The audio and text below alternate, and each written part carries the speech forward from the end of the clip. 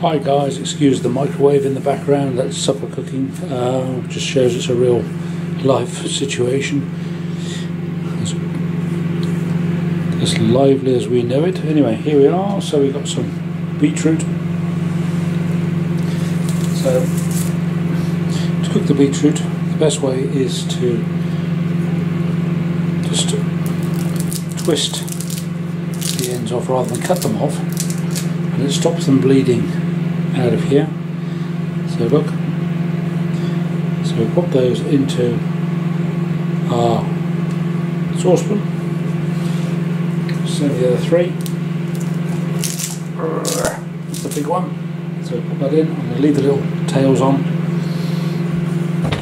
These have already been washed, so I'm not bothering to wash them. And to be honest, once they've been in the boiling water for a while, so I'm just going to twist that one off again. Put that in there. And I'm going to cover them with boiling water and then boil them for probably about 3/4 of an hour, until you can put a sharp knife through them fairly easily, and then they're probably pretty well cooked. And then we'll cool them off, and I tend not to put them into vinegar unless I want to keep them for a longer time, but then I just keep them in the fridge in slices. But I'll show you hopefully later on how to slice them and peel them whilst they're still hot. Right, we've just covered those with hot water from the tap, and we're now going to bring them up to the boil on a high heat, and then just lower the heat and let them simmer for about an hour, and hopefully they should be nice and tender. These beetroots have now been on a rolling boil or simmering for about an hour, and now we're going to drain it off and carefully take the skins off and cut them into pieces. So we've now carefully drained the water from the beetroot, and now I've got the one beetroot out. What I'm going to do first of all is to cut off the neck of the beetroot like that.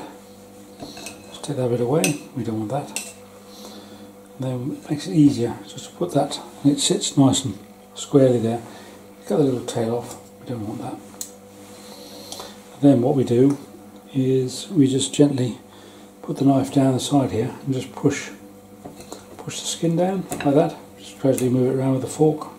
If you do this while it's hot, then it works so much better.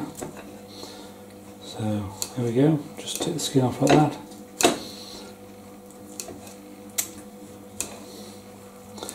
There we are, pretty well.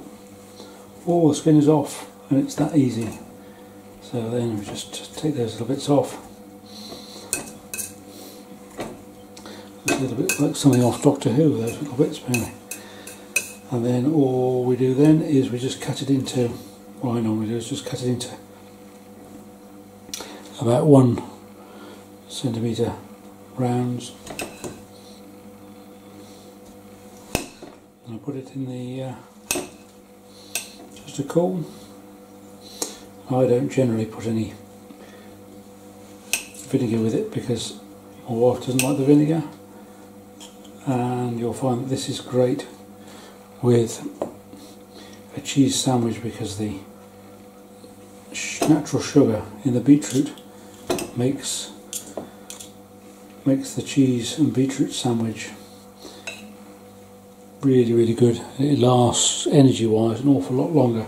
So that's all debris on the right there, so forget that, and that is your beetroot, and it will keep for a few days in the fridge.